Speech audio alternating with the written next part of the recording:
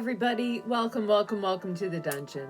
My name is Robin and today is Lampworking 101.69.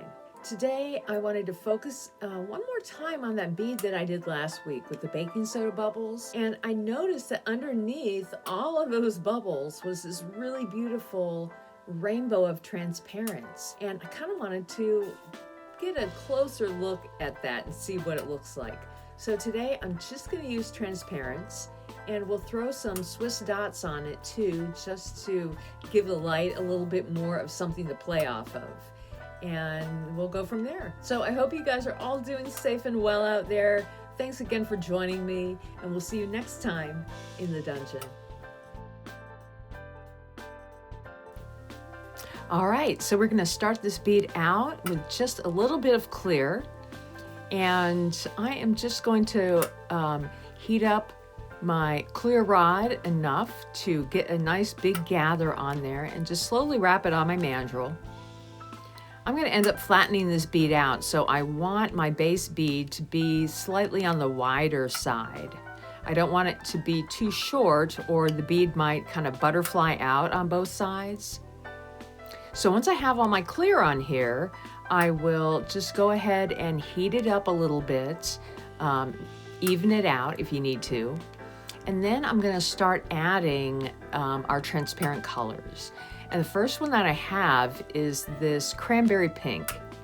And immediately it breaks, and I'm kind of like unsure of what to do at this point. So I just slowly heat it up in the flame. You know, breaking glass, it happens a lot.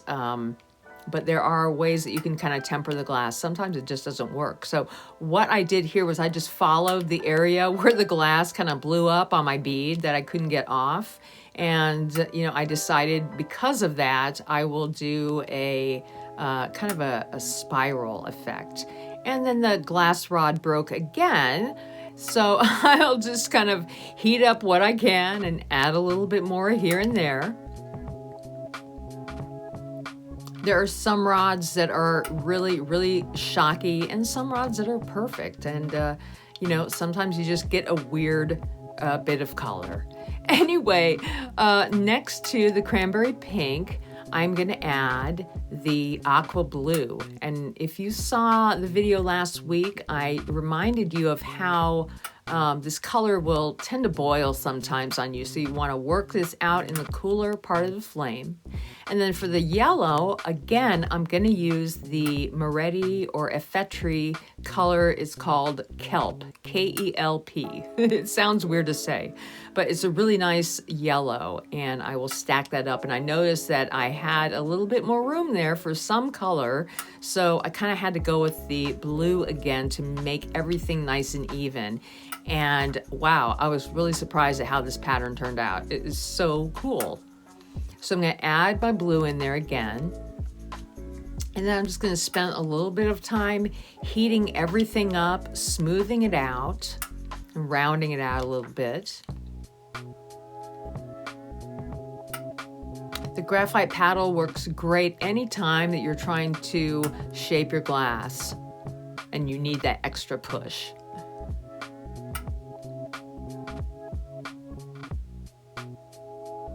All right, so once I kind of have things, you know, starting to get a little bit more hot and incorporated together, I'm just going to heat everything up.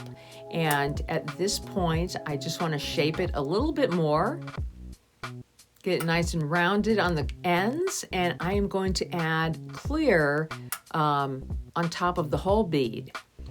And I will just start by heating up the color. Now, if you haven't ever encased a bead before, this is a great way to start, just by heating up the glass and swiping it from one end to the other end of your bead. And all you need to do is make sure that you overlap. And if things start going a little thin on the one side where you end the swipe, then just fill in the area where you need to. But the most important thing is that you cover everything in the clear, even if you have to add a couple dots here and there. On this one, I'll add a little wrap to the thinner end, and that should help me to even everything out. And then from there, I will heat everything up and just start to shape the ends and get the whole bead nice and hot. It does take a little bit of time to get there. And then from here, what I want to do is use my graphite paddle this time and just flatten it out nice and evenly. And what I'm doing here is I'm looking for, you know, one of the colors to kind of be in the center and cross over the colors. Kind of make an X, if you know what I mean. You can't really see anything there, but as you start to heat this bead up and fire polish the sides, you'll start to see this kind of pattern take form of the transparents crossing over each other. And just with these 3 colors, I'm going to flatten it again one more time just to even things out. And just with these 3 colors, I'm able to get a rainbow of color when the light hits it. So it's just so beautiful and fascinating. I love this. I love this. I love this. I think I might work and experiment a little bit more with just transparents after this. Okay, now that everything looks good, it's fire polished, it's ready to go, I'm going to start adding the Swiss dots. And if you've never heard of Swiss dots, it is just a whole bunch of very tiny dots, evenly spaced out. And the name Swiss dots comes from cake decorating.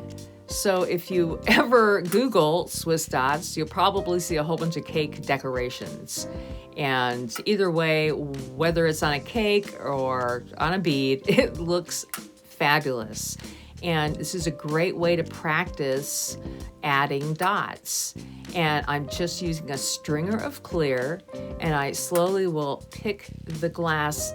Like what I'll do is I'll heat the glass in the flame and bring it right down on the bead. And as I release the glass from the bead, it is creating the next heated dot for me to place. So you're just kind of going up and down, catching that heat, placing the dot. Hopefully you can see what I'm talking about here. But let me tell you this, you really want to spend also a lot of time heating up your bead. You don't want to spend all your time just working on the dots and then give your bead an extra heat. More than likely, it might crack. So you always want to maintain a good heat in your bead, no matter what you're putting on top of it. And from there, I'm just going to finish everything up, keep adding my dots until the very end. And when I'm finished, I'll give it a really good heat just to make sure that none of these dots will fall off. So when you're finished, you want to make sure that all of these dots are about halfway melted in, so there's no undercuts on anything. And yeah, I'm just going to heat everything up on both sides, and we are done. This pattern looks amazing in the light. I hope you guys play around with some transparents today. And on that note, we'll see you next time in the dungeon.